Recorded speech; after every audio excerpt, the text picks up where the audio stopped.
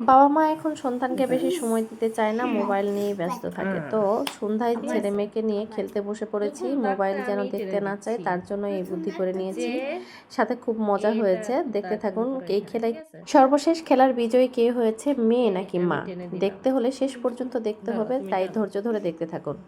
দাগ টেনে দেওয়ার পর তো মেয়ে ভীষণ চিন্তায় পড়েছে কোন দাগ টেনে নিলে সে খেতে পারবে কমলা, তাই এদিক ওদিক ঘুরতেই আছে যে কোথায় দাগ টেনে দিবে বুঝতে পারছে না। তো অবশেষে একটা দাগ টানার সিদ্ধান্ত নিয়েছে। দেখা যাক, আসলে প্রথম কমলাটা আমার খাওয়ার সৌভাগ্য হলেও আমি কিন্তু ওকে ছেড়ে দিয়েছি, কারণ ও ছোট মানুষ, ওর আগ্রহটা যাতে নষ্ট না হয়, মন যেন খারাপ না করে, সেভাবেই আমি খেলছি যেন ও খেতে পারে। কিন্তু জানি না ভাগ্য কার কোন দিকে নিয়ে যাবে, কে বেশি খেতে পারবে আর খেলায় জয়ী হবে কে।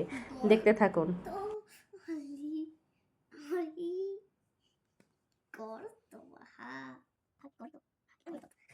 আমি কিন্তু এখানে চাইলে দাগ টেনে ঘর বন্ধ করে দিয়ে কমলাটা টুক করে খেয়ে ফেলতে পারতাম, কিন্তু ছাড় দিয়েছি যেন মেয়ে আমার খেতে পারে এবং নিজেকে উইনার ভাবতে শুরু করে দেয়।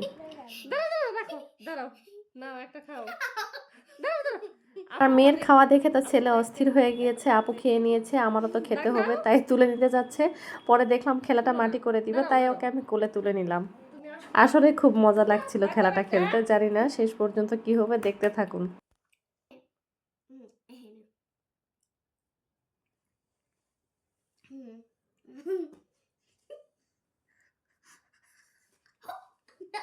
আমার হচ্ছে এই এক চিহ্ন দিলাম, এরপরে আমি দিলাম এই নাও, কে কয়টা খায়। বাবারে তুমি আছো।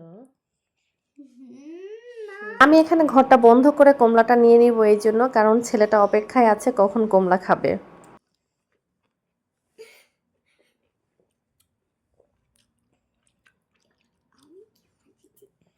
নাও। দেখো না না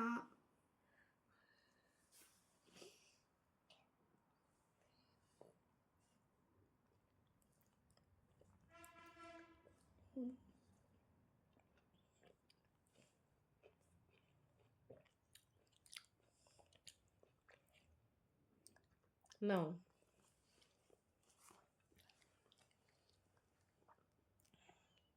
ও বাবারে, কলম রাখো না, নাও।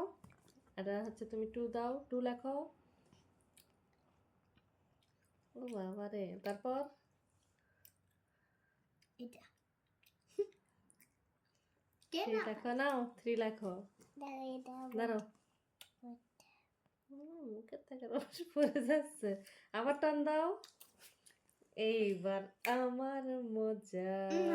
খেলতে খেলতে হঠাৎই সিরিয়াস হয়ে পড়লাম, মাথার মধ্যে দুষ্টু বুদ্ধি খেলে যাচ্ছে, উইনার আমাকে হতে হবে।